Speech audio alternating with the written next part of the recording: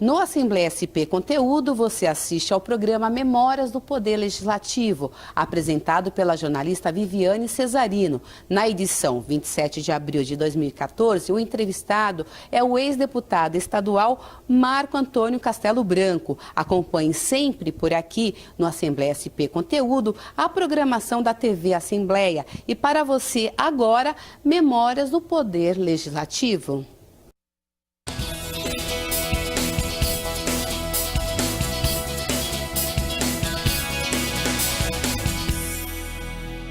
Olá, eu sou Viviane Cesarino. Começa agora o Memórias do Poder Legislativo.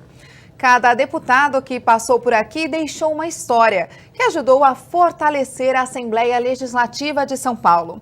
E a gente quer saber como eram os bastidores desse trabalho, as conversas antes das votações em plenário, a repercussão dos discursos na tribuna. E quem vai abrir o jogo hoje para a gente é o deputado Marco Antônio Castelo Branco, que foi eleito em 1971 e aqui ficou por 4 mandatos. Deputado, muito obrigada pela participação do senhor aqui no Memórias. É um prazer recebê-lo. Eu que agradeço, né? Eu acho que participar da história de São Paulo, fazendo essa gravação que estamos fazendo hoje, é um legado para o futuro. Muitas vezes a história se perde, né?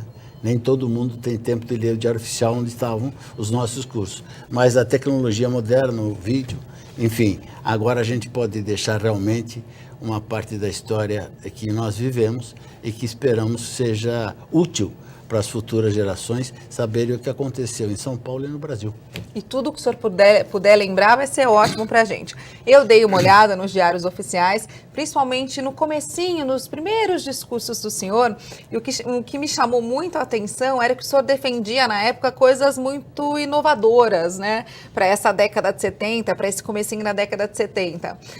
Só uns exemplos, a disciplina, né, da propaganda do cigarro no rádio e na TV, a necessidade de multa aos motoristas que não usavam cinto de segurança, o que só virou lei a partir da década de 90, né? O senhor apontava soluções para o problema do estacionamento na capital e defendia a criação de um Instituto de Defesa do Consumidor. Como é que era defender coisas tão modernas para a época? Eu acho que é porque eu cheguei aqui com 20 e poucos anos. No meu primeiro mandato, então você chega com ideias novas, trazendo... Porque eu me formei, o último ano da Faculdade de Direito, eu fiz o último ano de Faculdade de Direito e a minha candidatura a deputado. Então, no mesmo ano, eu me formei como advogado e me elegi deputado.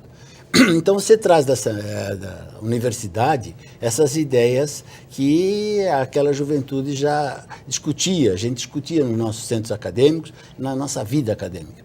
E chegando aqui, né, recém-formado, eu trouxe as ideias dos bancos universitários. Era algo novo.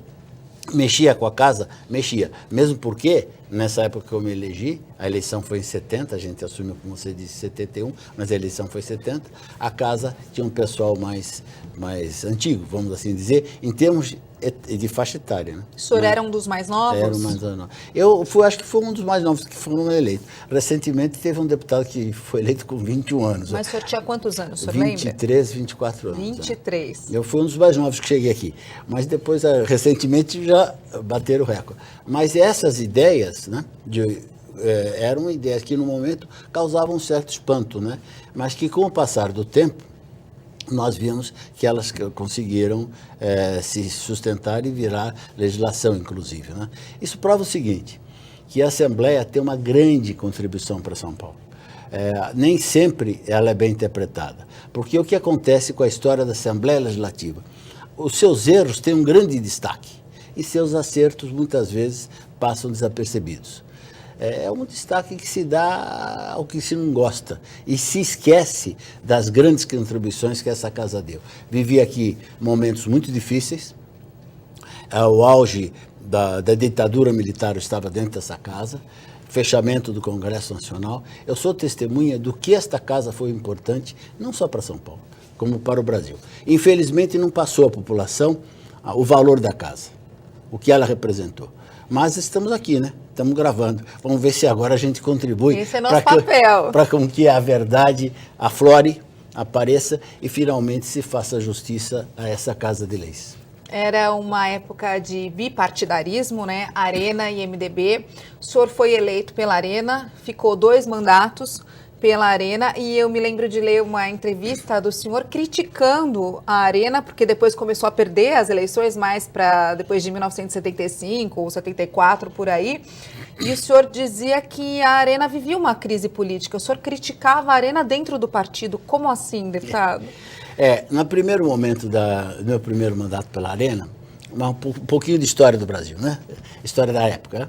O que aconteceu? O golpe militar depois do presidente João Goulart. Na época havia duas fortes posições, uma da esquerda e uma mais da direita. Um golpe aqui, um golpe ali, etc. Foi dado, venceu os militares e venceu a direita, vamos assim dizer. Mas qual era o compromisso, então? O compromisso era que quem assumisse a presidência da República, para completar o mandato de João Goulart, teria que fazer eleições no último dia de mandato do João Goulart. Foi o presidente Castelo Branco que assumiu. Né? Muito bem. Acontece que no correr desse período, o presidente Castelo Branco, que assumiu com muita força das bases militares a presidência da República, perdeu essa força política durante o seu mandato, e o general Costa e Silva se impôs, né, dizendo não vai ter eleição, né, eu vou ser o presidente que vou suceder a Castelo Branco, e assim aconteceu. Bom, nesse momento houve uma ruptura total do meu ponto de vista, falhou com um compromisso assumido perante a nação, e eu não tinha mais nada do que apoiar, então, aqueles militares. Então, como se você não podia trocar de partido, porque se trocasse partido você estava sumariamente cassado, vai para a rua, né? Então, o que eu fiz? Fiz oposição onde eu poderia fazer, dentro do meu próprio partido. E com o passar do tempo, nós criamos a Arena de Vanguarda. Foi um movimento muito forte, que fez bastante oposição ao governo e fez sombra ao MDB de então, valoroso movimento democrático brasileiro, e que nós, com Paulo Kobayashi, por exemplo, os deputados que estavam conosco aqui, chegou a presidir a casa, conseguimos levar para o Brasil uma mensagem de São Paulo de oposição forte contra o regime militar. Agora, hoje, deputado, a gente vive numa época onde a gente pode escolher mais de 30 legendas, né? Mais de 30 partidos naquela época, eram dois, como eu falei, e o senhor ainda não podia trocar, né? Não. Então eu queria entender como é que era trabalhar assim, sem essa liberdade de poder trocar, sem a liberdade de poder falar muito. Dentro era muito difícil, né? O senhor foi criticado por conta dessas críticas dentro da Arena? Foi perseguido? Sim, eu era o patinho feio, né? Porque eu destoava daquilo, né? Então, evidentemente, nós tivemos momentos interessantes aqui, naquela época. Uma vez eu estava no meu gabinete aqui na Assembleia, toco o telefone. Era um coronel querendo falar comigo. Falei, nossa senhora. E era exatamente nessa época que você está lembrando. Uma época que a gente combatia muito, criticava muito o regime militar. Aí eu atendi o telefone, ele me convidava para ir ao QG do 2º Exército, que é do lado, né? Você atravessa uma rua, já está no QG do 2º Exército. Convidando. Aqui da Assembleia. Eu perguntei para ele, o coronel, é para levar pijama, escova de dente, ou posso ir sem... Posso ir sossegado. Posso sossegada. Para fazer um resumo dessa história, eu fui, que eu achei que eu tinha que ir, inclusive dizer a eles, eu acho que vocês militares estão errados, assim, assim, assim, por causa disso, por causa daquilo. E acabamos tendo, assim, duas, três encontros no QG do 2º Exército. E que culminou com um fato interessante. Se você olhar o fundo aqui da Assembleia, dá para o fundo do QG. Onde tem um histórico canhão, ali um canhão está ali como decoração. E esse canhão, por nada, mas ele, na hora que se colocou, ele estava virado exatamente para a Assembleia Legislativa. E eu brinquei então com aquele que comandava o 2º Exército. Falei, olha, já que nós estamos aqui conversando, nós estamos num entendimento bom, eu posso expor ao senhor as minhas ideias, o que eu acho da democratização urgente que o Brasil merece, tá? E eu posso lhe pedir uma coisa? Ele falou, peça o que quiser. falei, dá para o senhor virar aquele canhão um pouquinho? Um pouquinho mais para lá. Se você for lá, o canhão está virado um pouquinho mais para lá Até hoje. hoje. Foi graças ao senhor, Foi. que bom. Foi uma brincadeira que eu fiz, evidentemente, com o general, mas ele levou a sério e virou o canhão um pouquinho mais para lá. Mas é que o senhor tinha uma questão do diálogo, né? O senhor conversava, mas as coisas que o senhor dizia e esses enfrentamentos todos, principalmente quando o senhor começou a defender as eleições diretas, eles deviam ter uma repercussão mais forte, imagino. Forte. Tinha muito forte, porque o MDB tinha o papel dele, o papel de oposição, aguerrido na oposição. Agora, quando vem uma voz de dentro da arena dizendo que o governo militar estava errado, e que apoiando as ações todas de oposição, então a repercussão era bem maior. Eu te dou um exemplo de uma coisa que me desgastou muito perante o status quo da época, que hoje só me alegra lembrar de ter feito. O MDB não tinha na Assembleia números suficientes de deputados que regimentalmente pudesse apresentar uma propositura. Um número mínimo. 16 deputados, parece que precisava de 17, se não me falha a memória. Para você poder entrar com uma propositura, para ela poder tramitar, ser aprovada ou rejeitada. Quer dizer, o MDB não tinha esse número, faltava uma assinatura. Aqui nos anais da Assembleia, se você vai verificar, toda a assinatura que possibilitou o MDB entrar com essa propositura foi minha. Eu assinei todas. O líder na época, Alberto Goldman, já dizia na liderança, leva para o Castelo que ele é a nossa assinatura que garante a propositura. E eu dei essa condição. Isso só me deixa muito feliz de ter tido a oportunidade de ajudar de uma forma ou de outra na democratização do país. Em 1977, bem no comecinho, né, desse movimento pelas eleições diretas, eu estou aqui com um discurso do senhor duro, assim, já assim. Achamos impossível conseguir isso se o nosso povo não tiver plena liberdade, garantida por Constituição intocável e inviolável, como a lei maior desse país, com esse mesmo povo em plena liberdade, escolhendo seus governantes através de eleições diretas, do voto secreto e universal. Esse é o caminho do Brasil. Pois é, essas posições nós defendíamos no auge da ditadura militar. Era difícil. Às vezes, até dentro da casa, minoria, felizmente minoria. Quando eu descia da tribuna, me cercava e dizia assim, ô Castelo, principalmente quando... Pega leve. Pega leve, porque quando o Geisel fechou o Congresso Nacional, cercou a Praça dos Três Poderes de Tanque e a Câmara Federal e o Senado da República foram fechados, no dia seguinte, eu estava no grande expediente da Assembleia. E assumi o grande expediente, lembrando que se o Congresso Nacional estava fechado, Câmara Federal e Senado da República, esta casa era a mais importante do Brasil. Sem nenhum desmérito, não desprestigiando nenhum outro estado brasileiro, São Paulo como sendo o maior estado, o mais importante estado da federação, portanto, a sua casa legislativa, a Assembleia Legislativa, se tornava, portanto, o parlamento mais importante do país. E eu fiz um discurso, mais ou menos como esse que você está vendo, chamando a atenção dos militares e exigindo liberdade, exigindo que o povo brasileiro, através de seus representantes, pudesse falar da maneira mais livre e traduzindo o que o povo brasileiro sentia então, que era essa necessidade. A gente precisava respirar o ar da liberdade e naquela época não tinha.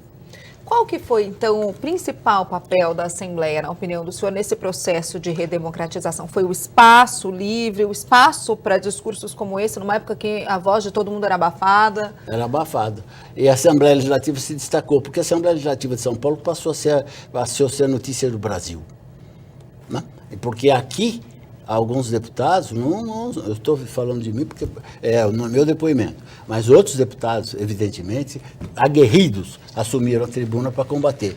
E o grande destaque era o nosso, porque de dentro da arena a gente dizia que estava errado, que exigia liberdade, e passamos para críticas contundentes contra os atos dos generais de plantão. Né? Eu me lembro bem, quando eu fui com o deputado Paulo Kobayashi, conversar com o Figueiredo, que estava sendo indicado para substituir o Geisel. Foi o último presidente militar, né? O último general, né, que assumiu o poder.